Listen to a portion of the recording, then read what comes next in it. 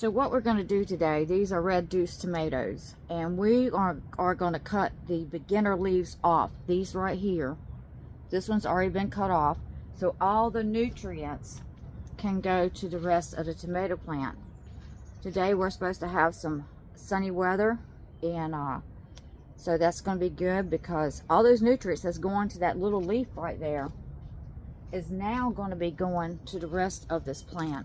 So I always like to go through and cut these little leaves off, because as this tomato grows anyhow, you're going to be cutting the bottom leaves off. You want them at least probably about 10-12 inches from the ground to keep that soil from splashing up onto the leaves and creating disease.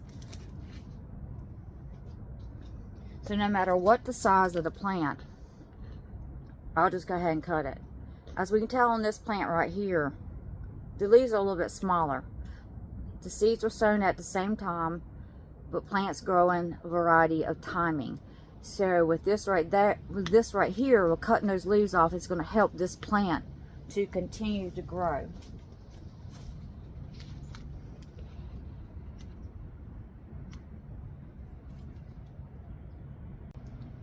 Now, when I have a tomato plant and it's this small, and we see the beginning leaves right here, I'm not going to cut it off, because these leaves are feeding this plant. So these are cabbages. Once they get a certain size, I still cut the bottom leaves off, because they're not suiting any purpose. And eventually, most of the time, these bottom leaves will end up growing. So while this plant is small, I definitely like to take some of these leaves off to help all those nutrients to get to this plant. These are the first leaves here.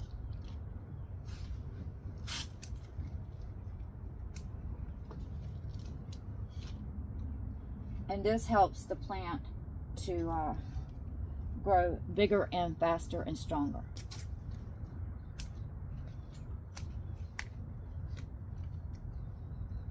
These are early Jersey Wakefield cabbages.